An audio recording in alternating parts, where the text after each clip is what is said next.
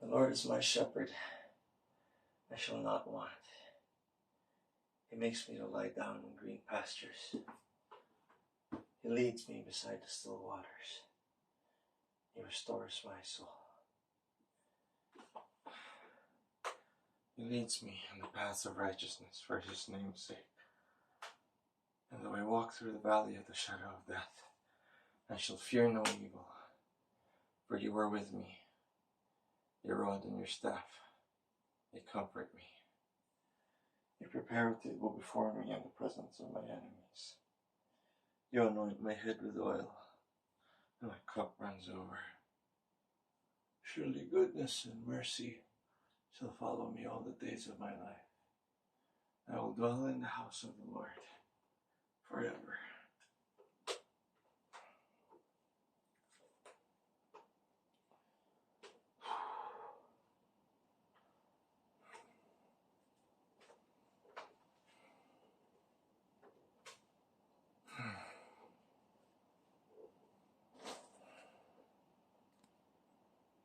You're 2/3 of the way up. You're still really high up. But now to go the rest of the way, you're going to have to go back down to the bottom and look for another path.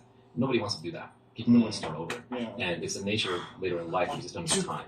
So it's very painful to go back down and look for a new path, but that may be the best thing to do.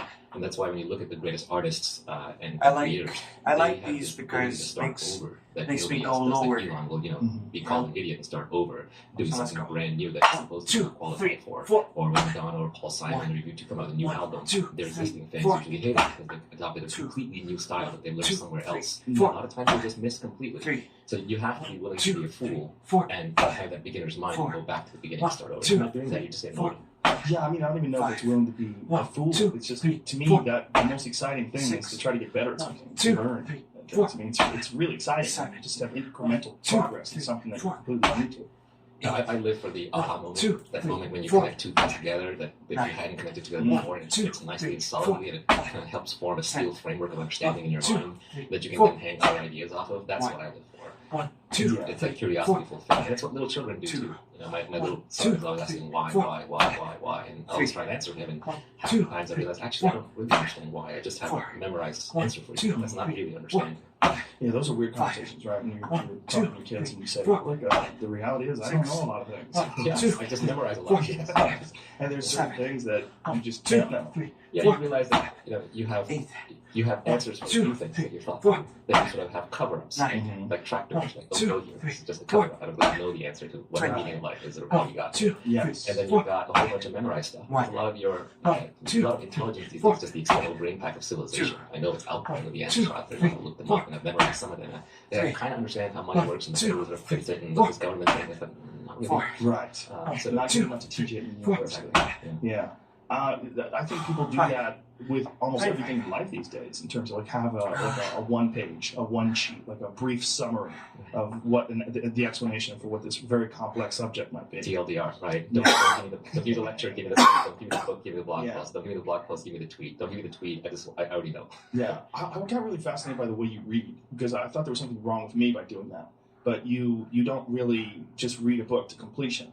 You read and then you pick something else up and you just kind of go based on your whims, whatever you're interested in. Well, I was raised by a single mom in New York, and she used the local library as a daycare center because it was a very tough neighborhood. And so she would basically say, when you get back from school, go straight to the library and don't come out until I pick you up late at night. So I used to basically live in the library, and I read everything. I read every magazine, I read every pictograph, I read every book, I read every map. I just ran out of stuff to read. I just read everything. So I got over this idea of that reading a large number of books or reading a book to completion as a vanity metric. Because really, when people are putting up photos on Twitter, Instagram, look at my pile of books that I'm reading, it's a show-off thing. It's a signal thing. Yeah, right? sure. And the reality is, I would rather read the best 100 books over and over again until I absorb them, rather than read all the books. Right. Yeah, because your brain has finite information, finite space. You get enough advice, it all cancels to zero. There's a lot of nonsense in books out there too. So I don't read anymore to complete books. I read to satisfy my genuine intellectual curiosity. And it can be anything. It could be nonsense. It could be history. It could be fiction. It could be science. It could be sci-fi. These days it's mostly sci-fi, philosophy, science, because that's just what I'm interested in.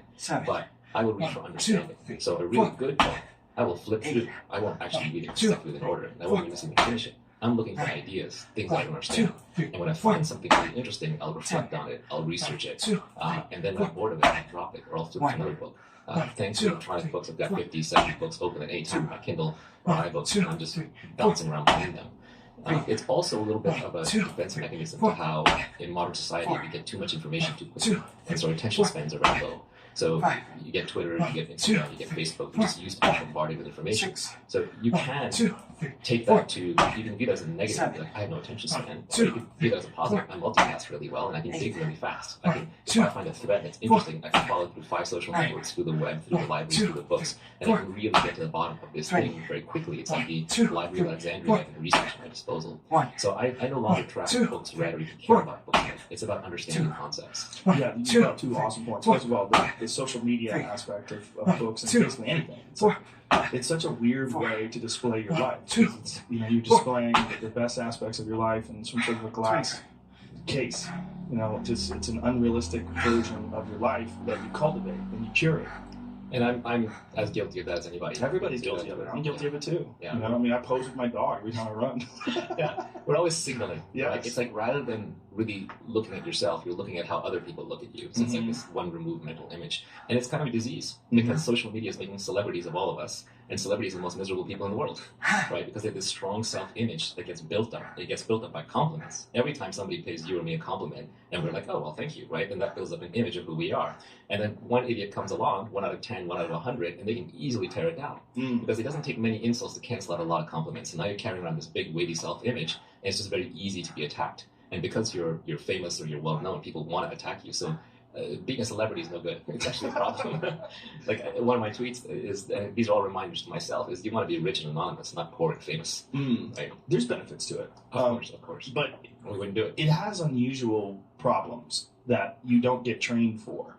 And you really will not understand unless you experience it. I was having this conversation with my wife. We were talking about people that just come up to you and they don't care what you're doing. They don't care if I'm with my daughter, if I'm holding her, if I'm feeding her, if we're in the middle of an intense conversation. She's crying. She can be crying. And some bro will come over and just immediately have to take a picture, doesn't care. His needs supersede the daughter.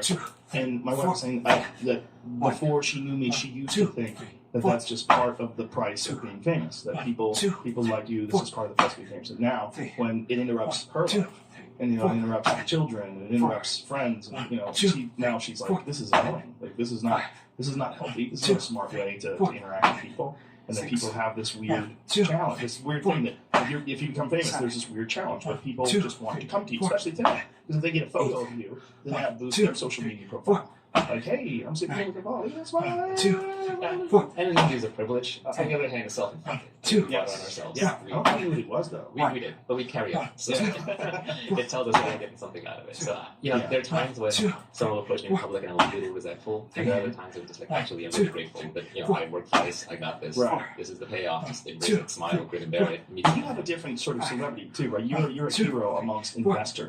And amongst you just I'm a hero among young male geeks. Which is those are some of my favorite people. Right, but that's not the kind of celebrity I think most people set out to get, especially most guys, right? You want the cute females.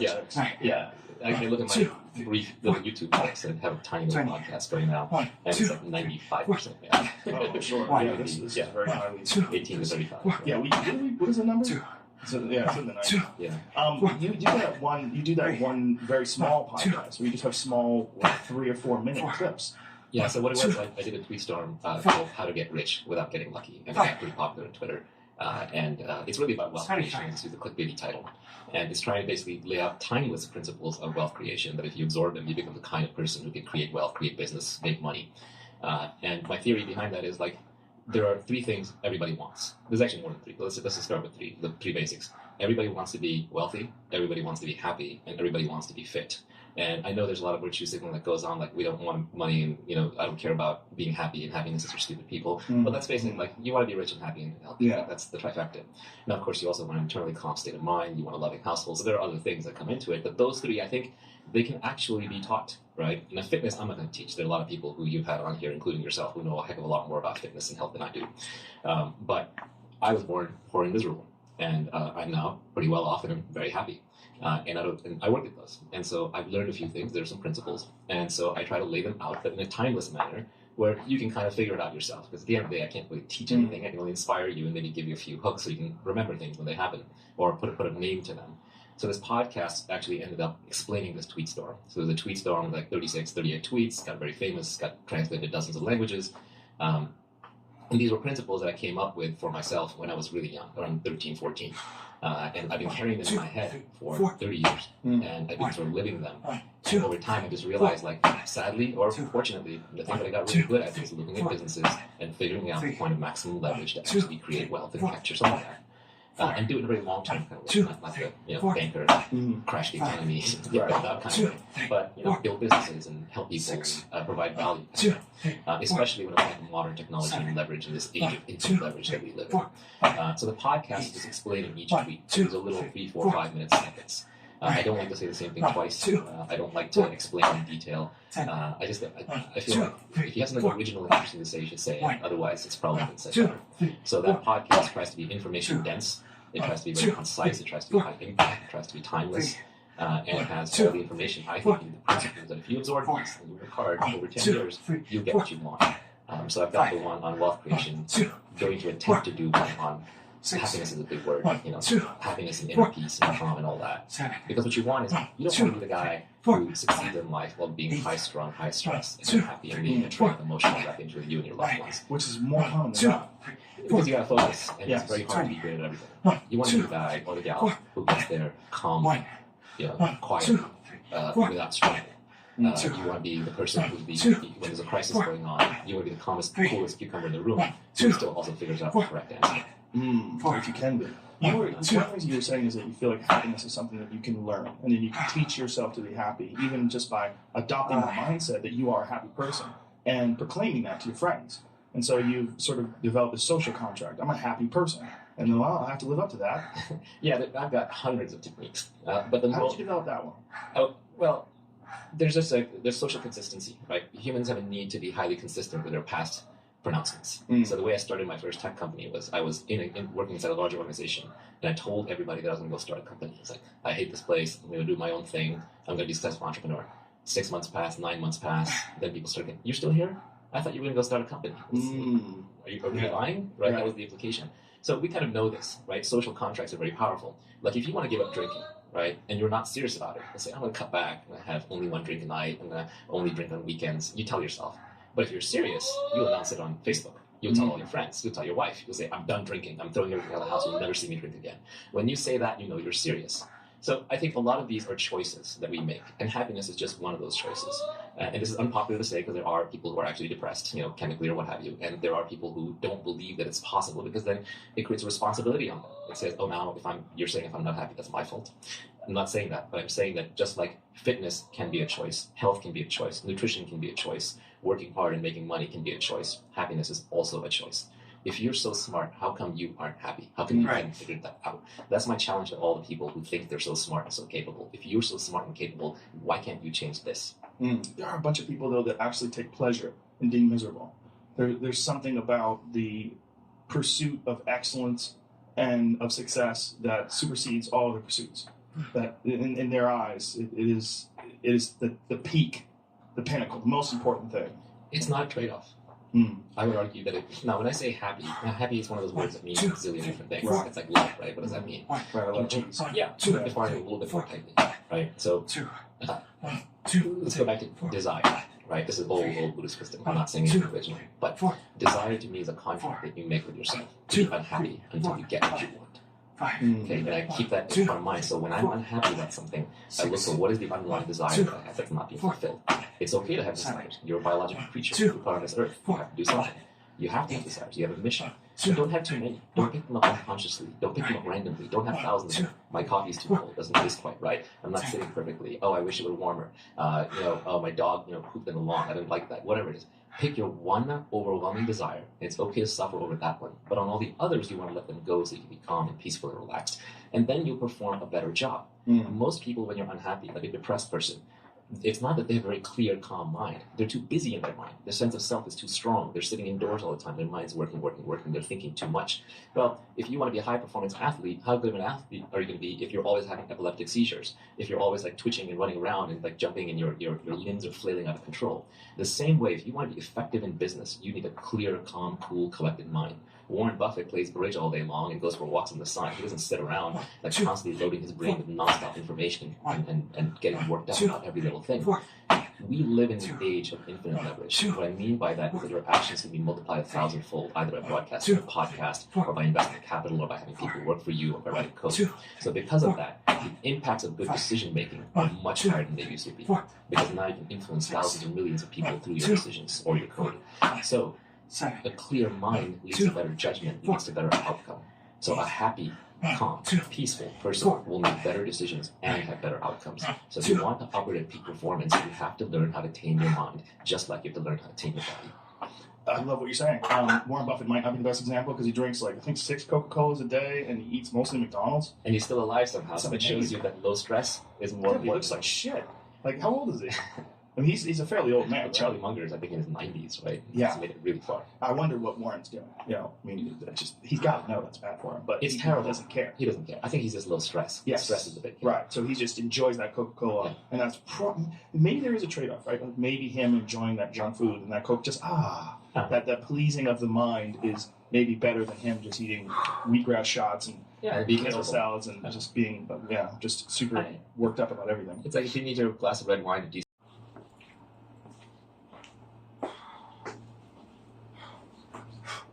One, two, three, four. 1, 2, 3, 4, 5. 2, 1, 2, 3, 4, 5. 3, 1, 2, 3, 4, 5. 4, 1, 2, 3, 4, 5. 5, 1, 2, 3, 4, 5. 6, 1, 2, 3, 4, 5. 7, 1, 2, 3, 4, 5. 8, 1, 2, 3, 4, 5. 9, 1, 2, 3, 4, 5. 10, 1, 2, 3, 4, 5. 1, 1, 2, 3, 4, 5. 2, 1, 2, 3, 4, 5. 3, 1, 2, 3, 4, 5.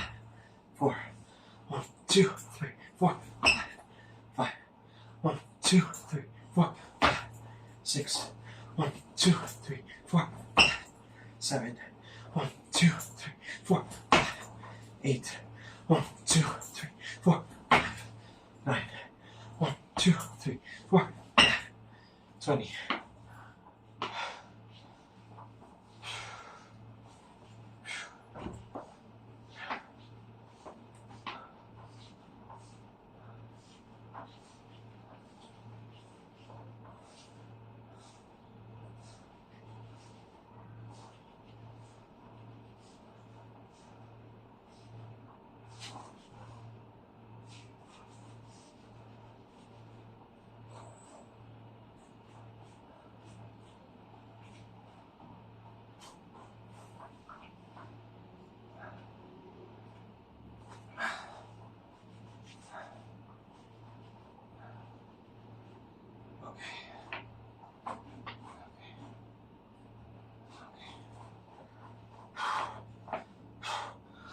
Two, three, four, 1, 1, 2, 3, 4, 2, 1, 2, 3, 4, 3, 1, 2, 3, 4, 5, 4, 1, 2, 3, 4, 5, 5, 1, 2, 3, 4, 5, 6, 1, 2, 3, 4, 5, 7, 1, 2, 3, 4, 5, 8, 1, 2, 3, 4, 5, 9, 1, 2, 3, 4, 5, 30, 1, 2, 3, 4, 5, 1, 1, 2, 3, 4, 5, 2, 1, 2, 3, 4, 5, 3, 1, 2, 3, 4, 5, 4, 1, 2, 3, 4, 5, 5, 1, 2, 3, 4, 5, 6, 1, 2, 3, 4, 5, 7, 1, 2,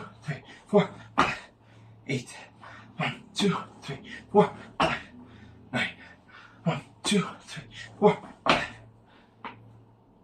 40.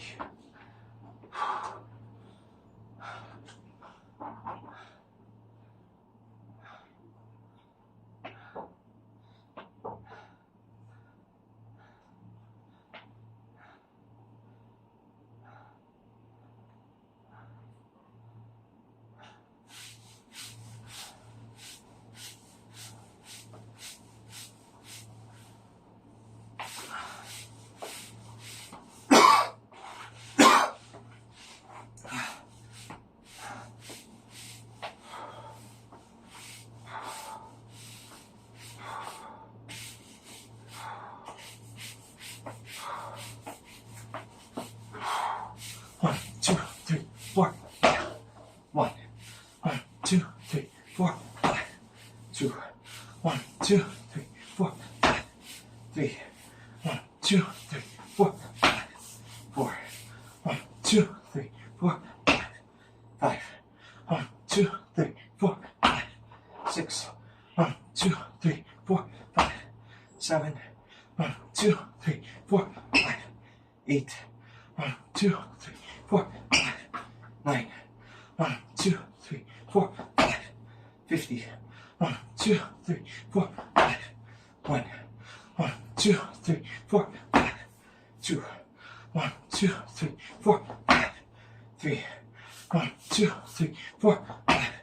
4, 1, 2, 3, 4, 5. 5, 1, 2, 3, 4, 5. 6, 1, 2, 3, 4, 5. 7, 1, 2, 3, 4, 5. 8, 1, 2, 3, 4, 5. 9, 1, 2, 3, 4, 5. 60.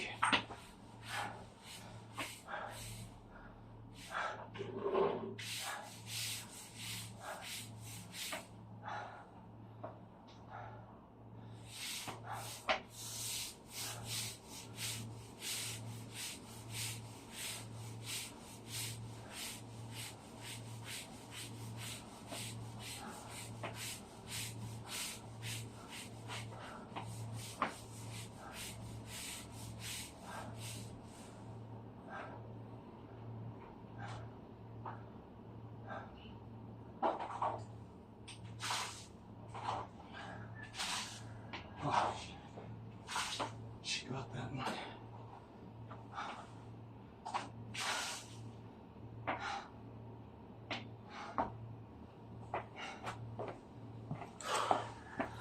Sorry. Help your creature win combat or both.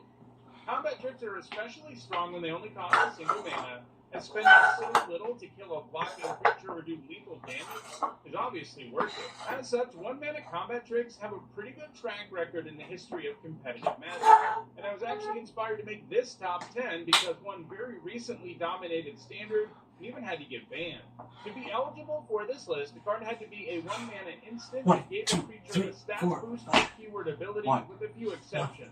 I chose to exclude cards that only buff toughness and or protect the creature with something like hexproof, indestructible, or protection, as well as cards that bring a creature back from the graveyard when they die.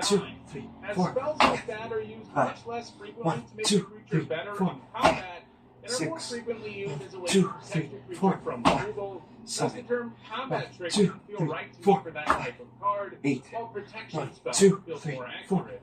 However, if a card grants one of those keywords as well as the stats boost, it was 10. eligible, 1, as it 2, does mean the 3, card 4, can be useful in combat 1, too. 1, Alright, let's 2, take a look 3, at Magic's 4, top 10 one-mana 2, combat tricks. 1, 2, 3, This 4, video is sponsored by Card Kingdom.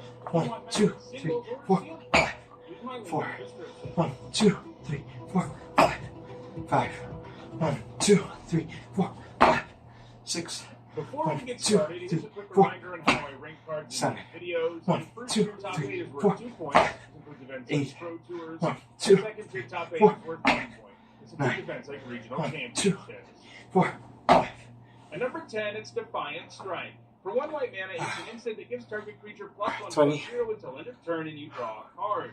This gives the most meager stats boost of anything on the list, but the fact it straight up draws you a card is a pretty big deal. It means that while this can be used in combat like any combat trick, in a pinch, you can also just cast it to cycle and dig deeper in your deck. Defiant Strike gets especially good in situations where you're extra interested in casting spells or targeting creatures, because the fact it replaces itself can mean that you can keep chaining spells or combat tricks together. For example, while in Standard, Defiant Strike saw play in Boros Feather decks. These decks were built around the combat trick loving Feather the Redeemed, who lets you exile spells that target your own creatures, and then return them to your hand at the beginning of the end step. These decks also use 10th District Legionnaire, who gets a counter and scries when you target it with something. Most of its other points have come in Pioneer, where, like several cards on the list, it's been played in Heroic decks. Heroic being a mechanic that really likes it when you target creatures. While favorite Hoplite is typically the only creature in the deck with actual Heroic, the deck also uses Emberheart Challenger, who has the similar Valiant, as well as Prowess, and Slickshot Show-Off and Monastery Spear, who like it when you cast non-creature spells in general. It's creatures like all of these that can really push your combat tricks into a certain territory, as when you're spending 1 mana and drawing a card with Defiant Strike, adding all these other triggers to the mix is pretty incredible. Defiant Strike has also seen sporadic play in Copper, but the only format it's active in right now is Pioneer. At number 9, it's Infuriate. For 1 red mana, it's an instant that gives target creature +3/+2 until end of turn. I've been making MTG top 10s for a really long time at this point. This is the 887th. So I'm rarely completely shocked when a card shows up on a list, but I was pretty surprised by this one. After all, 1 mana for +3/+2 is behind the rate of even Giant Growth. So I didn't go into this thinking, yeah, this worse color-shifted Giant Growth is going to make this very stacked list, but make the list it did. Basically, while this does look worse than Giant Growth, simply being a red card is a big upgrade over the Growth, since red is typically the more aggressive color, and thus more willing to cast something like Infuriate in the first place. As we've already seen, there are lots of good red cards out there that like spells and being targeted, and this is much less of a theme in green. 2 decks in the top 8 of the 2020 World Championship were even packing this card. In that standard format, it was played in mono red aggro decks. The nastiest thing these decks could do with Infuriate was combine it with Embercleave, which was the real star of the deck. It's an equipment with flash that grants +1/+1 double strike and trample, and it gets cheaper the more things you attack with. So casting the cleave for 2 plus Infuriate on that creature was often enough to do lethal out of nowhere. After rotating out of standard, we went idle for a long while, but in 2023 there was suddenly a critical mass of red cards that loved spells in Pioneer, with the aforementioned Everheart Challenger and Slickshot Show-Off joining the party, alongside Heartfire Hero, a 1-drop that can get big in a hurry with combat tricks and do tons of damage whenever it dies. This has all led to Infuriate seeing regular play in Pioneer in one of its best decks, and it looks like that's going to continue. At number 8, it's Titan Strength.